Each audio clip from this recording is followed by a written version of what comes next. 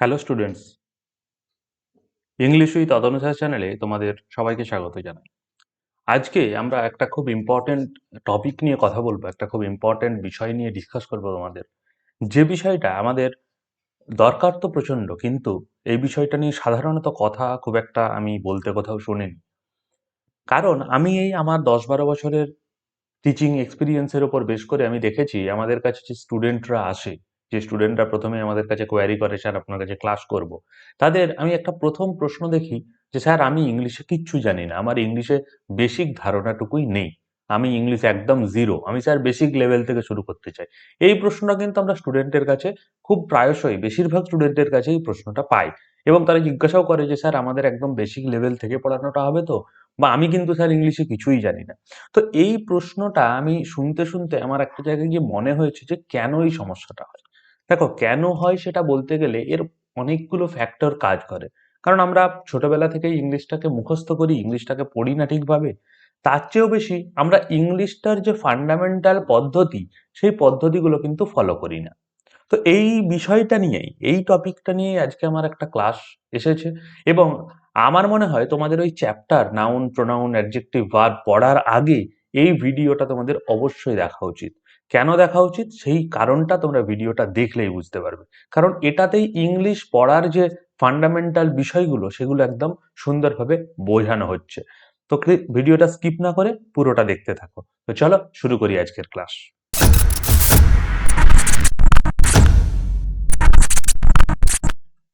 তো দেখো, তোমরা একটু স্ক্রিনের দিকে যদি মুভ করো তাহলে দেখতে পাবে যে আমাদের যে আমাদের সোশ্যাল মিডিয়া পেজের লিঙ্কগুলো দেওয়া আছে। এবং আজকের যে টপিক আমরা মেনশন করেছি, টপিকটা হলো ইংলিশ। দেখো ভালো করে, আজকের টপিকটা মেনশন করা হয়েছে ইংলিশ, কারণ আমরা আজকে যে কথাটা বলবো সেটা কম্পিটিটিভ ইংলিশের ওপরেই বেশ করে। কম্পিটিটিভ ইংলিশ, বা বলা ভালো কম্পিটিটিভ ইংলিশ। তো কম্পিটিটিভ ইংলিশ কেন? কারণ কম্পিটিটিভ ইংলিশ হচ্ছে আমাদের সরকারি চাকরির পরীক্ষা দিতে গেলে আমরা যে ইংলিশে যে প্রবলেমটা ফেস করি, সেই প্রবলেমটা নিয়েই কিন্তু আজকের ক্লাসটা হচ্ছে। ক্লাসটা কিন্তু স্কিপ করবে না, কন্টিনিউ দেখতে থাকো। তো দেখো, আমার প্রথম যেটা আমাদের স্টুডেন্টের কাছে আমি ফেস করি, how to improve English from basic to advance. Sir আমি একদম ইংলিশে কিচ্ছু পারি না, আমি ইংলিশে একদম জিরোতে আছি, আমি ইংলিশটা কিভাবে আমি একদম বেসিক লেভেল থেকে আমি অ্যাডভান্স লেভেলে নিয়ে যাব, ইংলিশটাকে কি করে ভালো নাম্বার পাবো? স্যার অন্য সাবজেক্টগুলো তো মুখস্থ করে হয়ে যায়, ইংলিশটা তো হচ্ছে না। না, ইংলিশটা মুখস্থ করে হবে না। তোমাকে যদি এই বেসিক থেকে অ্যাডভান্সের ইংলিশ খুব ভালোভাবে শিখতে হয়, তাহলে তোমাকে প্রথমেই একটা জিনিস মনে রাখতে হবে, এই যে বেসিক আর এই অ্যাডভান্স, এই দুটোর মাঝে একটা বিরাট গ্যাপ আছে। কি গ্যাপ আছে? তোমরা বেসিকটাই জানো না। কারণ আমি দেখেছি আমাদের বিশেষ করে ওয়েস্ট বেঙ্গলের স্টুডেন্টদেরই কোথায় আমি বেশি করে বলবো, আমাদের ইংলিশে একটা প্রথম থেকেই ভয় থাকে। ইংলিশটাকে আমরা প্রথম থেকেই এতটাই ভয় পাই যে আমরা আর ইংলিশটা শেখার পিছনে ঢুকি না। আমরা কি করি? প্রথম থেকেই ইংলিশটাকে মুখস্থ করতে শুরু করি। আরেকটা ফ্যাক্টরও আমি প্রচুর লক্ষ্য করেছি, যে কোনো স্টুডেন্টেরই ছোটবেলায় ম্যাথের টিচার থাকে, সায়েন্সের টিচার থাকে, আর্টস গ্রুপের টিচার থাকে, ইংলিশের কিন্তু আলাদা করে টিচার কারোরই থাকে না। কারোরই বলাটা একটু হয়তো ভুল হবে, বেশিরভাগেরই থাকে না। তার ফলে কি হয়? ধরো ম্যাথের টিচারই ইংলিশ পড়িয়ে দিচ্ছে, বা হিস্ট্রি জিওগ্রাফির টিচারই ইংলিশ পড়িয়ে দিচ্ছে। তার ফলে যেটা হওয়ার, তারাও মুখস্থ করে শিখেছে, তোমাদেরও সেই মুখস্থ করাচ্ছে। কনসেপ্ট বিষয়টা কিন্তু একদম তৈরি হচ্ছে না। আর আমাদের কম্পিটিটিভ ইংলিশে, আমাদের সরকারি চাকরির পরীক্ষা দিতে গিয়ে আমরা যে ইংলিশটা ফেস করি, সেটা সম্পূর্ণ কনসেপচুয়াল। তাহলে এই ইমপ্রুভমেন্ট তোমাকে যদি করতে হয়, তাহলে তোমাকে ওই ইংলিশের ওই কনসেপ্টটা কিন্তু খুব ভালোভাবে বুঝতে হবে। কি কি কনসেপ্ট আমি এক্ষুনি আসছি। তো এই জায়গাটা তোমরা প্রথমেই ক্লিয়ার করো, যে তোমরা যখন ক্লাসগুলো করবে, তোমরা যখন ক্লাসগুলো ফলো করবে, তোমরা কিন্তু ক্লাসগুলো যদি ভালোভাবে ফলো করো, তাহলে দেখবে তোমাদের মুখস্থের জায়গা কিন্তু কম। কিন্তু তোমরা মুখস্থ না করে তোমাদের ব্যাপারগুলো বুঝতে হবে, কনসেপ্টগুলো নিজেদের মধ্যে নিতে হবে। কনসেপ্টটা যদি তুমি একবার ধরে নিতে পারো, যদি বিষয়টা একবার সহজে বুঝে যেতে পারো, তাহলেই কিন্তু ইংলিশটা তোমার কাপ অফ টি হয়ে যাবে। ঠিক আছে? তো দেখো, ইংলিশে আমরা এই যে তোমাদের কথা বললাম, তার জন্য প্রথমেই আমি তোমাদের একটা টিপস দিয়ে রাখি, যেটা খুব গুরুত্বপূর্ণ একটা টিপস। কি করবে? তোমার ফাউন্ডেশনটাকে স্ট্রং করো। ফাউন্ডেশন বলতে কি? ফাউন্ডেশন মানে তোমার যে বেসিক ধারণাটা, তোমার যে ভিতটা, সেটাকে আগে স্ট্রং করতে হবে।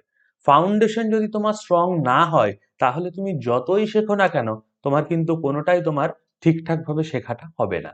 তাহলে কি, প্রথমেই কাজ হচ্ছে তোমার ফাউন্ডেশনটা স্ট্রং করার। আর কি, আমি এটা অনেক জায়গাতে বলতে শুনেছি যে এক্সামের কোয়েশ্চেন নিয়ে পড়াশোনা করো, এক্সামে কি ধরনের প্রশ্ন আসছে দেখেই পড়াশোনা করো।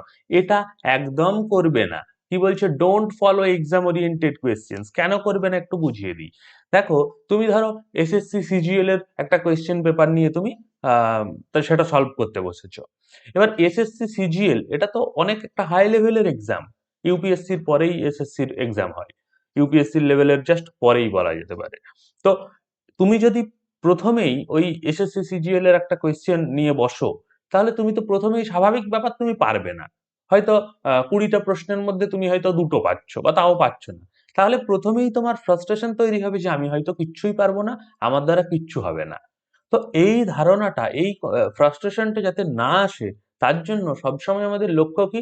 আমরা ফাউন্ডেশনটাকে স্ট্রং করব, আমরা বেসিক যে ইংলিশের কনসেপ্ট গুলো সেগুলোকে তৈরি করব। আমরা এক্সাম ওরিয়েন্টেড কোয়েশ্চেনেই ফলো করতে যাব না। হ্যাঁ, এক্সাম ওরিয়েন্টেড কোয়েশ্চেন্স ওইভাবে ফলো না, কিন্তু কিছু কিছু ক্ষেত্রে কিছু পদ্ধতিগতভাবে ফলো তোমাদের হয়তো করতে হবে, সেটা ক্লাসে আমরা বলে দেব। কিন্তু এক্সাম ওরিয়েন্টেড এক্সামের কোয়েশ্চেন ডাউনলোড করে সেটাকে আমরা অ্যান্সার বা সলভ করতে যাব না কিন্তু, তাহলে খুব ভুল করবে। এটা অনেকেই বলে, অনেককেই বলতে শুনেছি, অনেক টিচারও বলে। কিন্তু আমি বলবো এটা একদম ভুল পদ্ধতি। এই পদ্ধতিতে একদম আহ ভুল পদ্ধতি। এই পদ্ধতি করা একদম বেসিক যারা জানে না তাদের জন্য একদম উচিত নয়। ঠিক আছে? তো চলো, আমাদের এই ফাউন্ডেশন স্ট্রং করতে গেলে আমাদের দেখতে হবে, আমাদের ইংলিশের খুব 4টে গুরুত্বপূর্ণ পোর্শন আমাদের পড়তে হয়। কি কি? একটা পোর্শন হলো গ্রামার, একটা পোর্শন হলো ভোকাবুলারি, একটা পোর্শন হলো রিডিং, আর একটা পোর্শন হলো লিসেনিং। এই 4টে পোর্শন আমাদের ইংলিশের ইমপ্রুভ করার জন্য, ইংলিশের বেসিক জিনিস তৈরি করার জন্য খুব ইম্পর্টেন্ট। এই 4টে জিনিস যদি তোমার না থাকে, তাহলে কিন্তু তুমি কখনোই ইংলিশে ভালো নাম্বার কখনোই পাবে না। তাতে তুমি যতই প্র্যাকটিস সেট সলভ করো, যতই কিছু করো, কখনোই পাওয়া সম্ভব নয়। কারণ এই 4টে হচ্ছে ইংলিশের একদম বেসিক ফান্ডামেন্টাল জিনিস। এই 4টেকে খুব ভালো করে, এবং এটার জন্য খুব প্রচুর পরিশ্রম করতে হবে না। তুমি তোমার দৈনন্দিন জীবনের অ্যাক্টিভিটির মধ্যে থেকেই এগুলো করতে পারো। কিভাবে করতে পারো? দেখো, গ্রামার বিষয়টা নিয়ে আগে আসি। দেখো, গ্রামারের আমাদের বেসিক জানাটা দরকার। গ্রামার যদিও একটু অনেক বড় জিনিস, গ্রামারের অনেক কিছু আমাদের শিখতে হয় আমাদের পরীক্ষা ক্র্যাক করার জন্য, কিন্তু আমাদের তো আগে বেসিকটা জানতে হবে। বেসিকটা জানলে আমি তখন আরো অনেক কিছু তার উপর শিখতে পারবো। তো বেসিকে কি থাকে? দেখো, বেসিকে থাকে সেন্টেন্সের সাবজেক্ট কি। এটা দেখো, আমি অবাক হয়ে যাই, আমি স্টুডেন্টদের কাছে এখনো এরকম স্টুডেন্ট বেশিরভাগ ক্ষেত্রেই পাই, স্টুডেন্টরা সাবজেক্ট জানে না। আমরা সবাই ছোটবেলা থেকে শিখেছি একটা সেন্টেন্স তৈরি হয় সাবজেক্ট, তারপরে ভার্ব, তারপর অবজেক্ট দিয়ে। সবাই আমরা ছোটবেলা থেকে মোটামুটি ভাবে এটা শুনেছি বা শিখেছি। আর আমি যখন প্রশ্ন করি সাবজেক্ট কাকে বলে, এটাই স্টুডেন্টরা বলতে পারে না, বা বললেও ভাষা ভাষা বলে, ঠিকঠাক ভাবে বলতে পারছে না, বা বলার পরে আমি যখন একটা আরেকটা প্রশ্ন করি গুলিয়ে ফেলে। তো এই জায়গাটা তোমাদের ক্লিয়ার করতে হবে যে দেখো, যেটা অ্যান্সার সেটা সবসময় অ্যান্সার হবে, সেটাকে কোনোভাবে গুলিয়ে যাওয়ার বা ভুল বা হয়ে যাওয়ার সম্ভাবনা নেই। তো সাবজেক্ট অ্যাকচুয়ালি কাকে বলে? সাবজেক্ট, কারণ দেখো তোমাদের দেখবে একটা সাবজেক্টের উপর বেস করে একটা সেন্টেন্সে ভার্ব আসে। তো সেই সাবজেক্টটাই যদি আমরা আইডেন্টিফাই করতে না পারি, তাহলে ভার্ব জায়গাটাও আমরা ভুল করব। ঠিক আছে? তো সাবজেক্ট চেনা, ভার্বের প্রপার ফর্ম গুলো একটু জানা, অবজেক্ট, এই যে আমরা বলছি সাবজেক্ট ভার্ব অবজেক্ট, তার মানে সাবজেক্ট ভার্বের পরেই যেটা থাকে সেটা কিন্তু অবজেক্ট নয়। অবজেক্ট থাকলে সেটা ভার্বের পরে থাকবে। এই যে বিষয়গুলো, একটু কনসেপ্ট গুলো জানা। প্রিপজিশনেরও একটা অবজেক্ট হয়, সেটা কিরকম হয়, এই বিষয়গুলো একটু জানতে হবে। সেন্টেন্স কিরকম ভাবে তৈরি হয়, সেন্টেন্সের অনেকগুলো প্রকারভেদ আছে। Assertive sentence, imperative sentence, interrogative sentence. তো এইগুলোকে একটু ডিটেলে স্টাডি করা, কোন ধরনের সেন্টেন্সটাকে আমরা কোন সেন্টেন্স বলছি। টেন্সের যে বিভিন্ন ফর্ম গুলো, টেন্স, হ্যাঁ, কোনটা ইনডেফিনাইট, কখন ইনডেফিনাইট ইউজ করছি, কখন কন্টিনিউয়াস ইউজ করছি, এই যে ধারণাগুলো একটু জানা, ফ্রেজ ক্লজ এগুলোর একটু ধারণা একটু জানা। আরো প্রচুর গ্রামারের আমাদের সিলেবাস আছে, আমি বলছি এগুলো হচ্ছে আমাদের ফাউন্ডেশনটাকে স্ট্রং করবে। তো এইগুলো হচ্ছে ফাউন্ডেশন তৈরি করার পার্ট।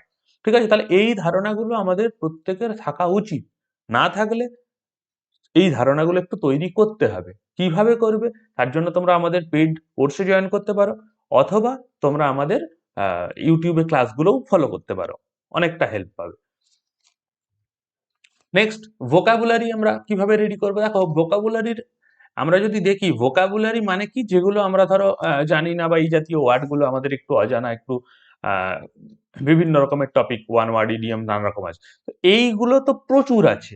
আমরা তো সব যদি মুখস্থ করতে যাই, আমাদের তো প্রচুর হয়ে যাবে, মানে শেষ হবে না, তার আনলিমিটেড। আর মজার বিষয় হচ্ছে, আমাদের এই পরীক্ষাতে কিন্তু এত কিছু আসে না।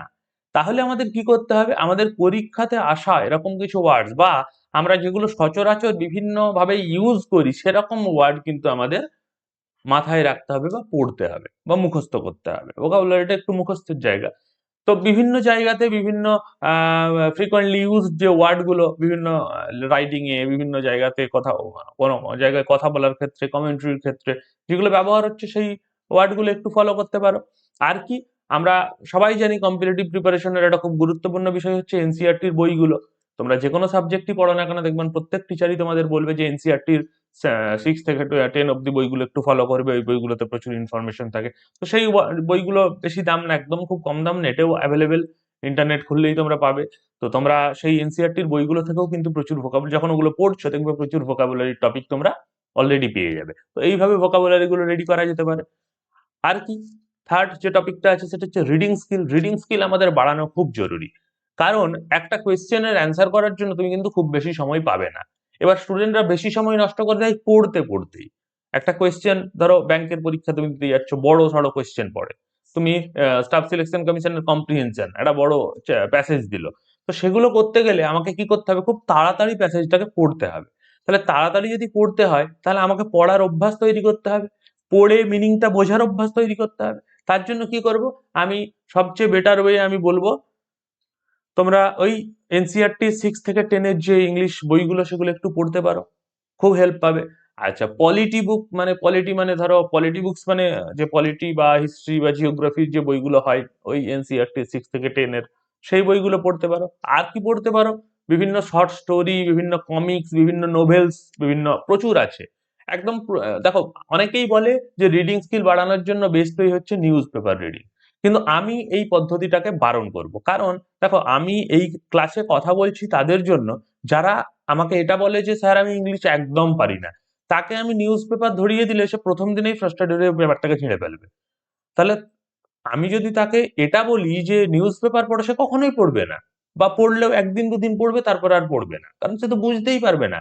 এমনি একটু নিউজ পেপারে লেখার ধরনটা একটু অন্যরকম। কিন্তু তুমি যদি এই ধরো পলিটি জাতীয় বইগুলো পড়ে যদি একটু ব্যাপারগুলো বোঝার চেষ্টা, কারণ দেখবে নিউজ নিউজ বেশিরভাগ কিরকম হয়, পলিটিক্স এর উপর। তো সেগুলো যদি একটু বোঝার চেষ্টা করো, তাহলেই কিন্তু তুমি ইজিলি ওই নিউজ পেপারটা যখন কিছুদিন পরে পড়বে, তখন ধরতে পারবে। শর্ট স্টোরি, আমাদের ছোটবেলাতে দেখবে প্রচুর শর্ট স্টোরি ছিল।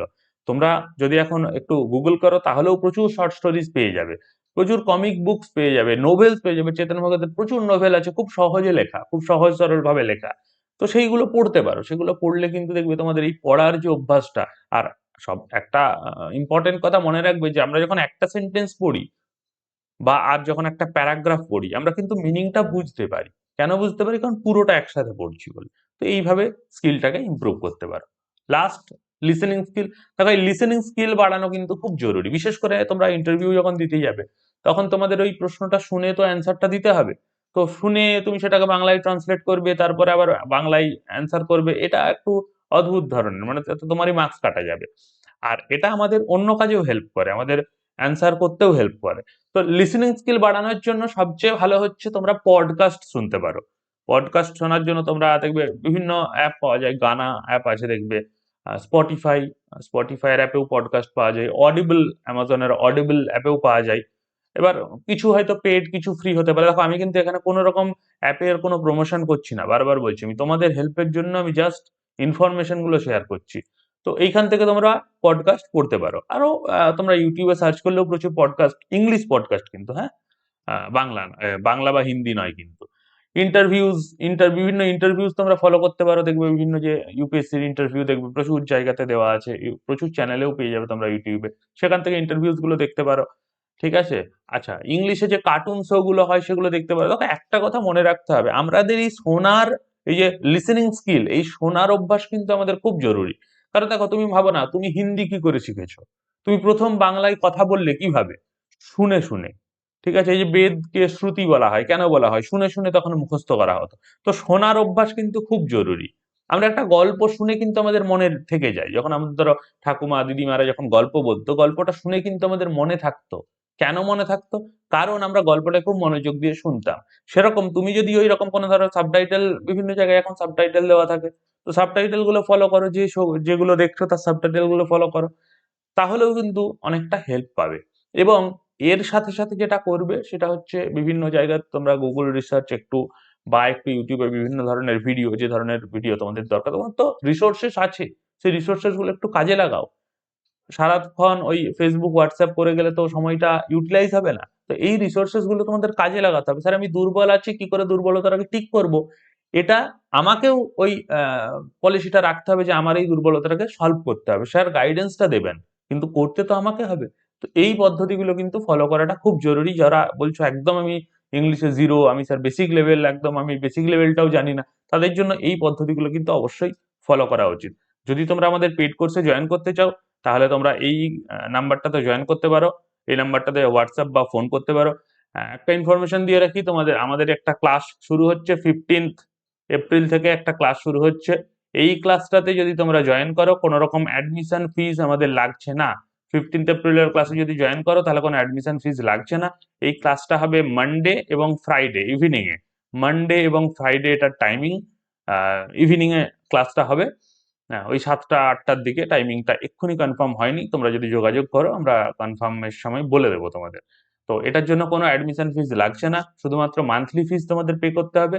তোমরা ডিটেলস যদি জানতে চাও এই নাম্বারে কল বা হোয়াটসঅ্যাপ করো, তোমাদের ইনফরমেশন শেয়ার করে দেওয়া হবে। ঠিক আছে? তো আশা করি তোমাদের এই যে বেসিক ধারণাগুলো ছিল, একটা প্রশ্ন ছিল যে স্যার এইগুলো থেকে কি করে বেরোবো, সেগুলো আমি ক্লিয়ার করতে পেরেছি। যদি কোনো ডাউট থাকে অবশ্যই কমেন্ট করো। আর আমাদের ক্লাসগুলো, ইউটিউবের ক্লাসগুলো ফলো করো। আর সাথে যদি কেউ জয়েন করতে চাও, তোমাদের নাম্বার তো ডিসপ্লে হচ্ছেই। আর আমাদের সোশ্যাল মিডিয়া পেজগুলো ফলো করে দিও। ফেসবুক পেজ, ইনস্টা এবং টেলিগ্রাম চ্যানেলে জয়েন করতে পারো ভেরিয়াস টাইপস অফ ইনফরমেশন পাওয়ার জন্য। তো চলো, দেখা হচ্ছে পরের দিনের ক্লাসে। ভালো থেকো সবাই।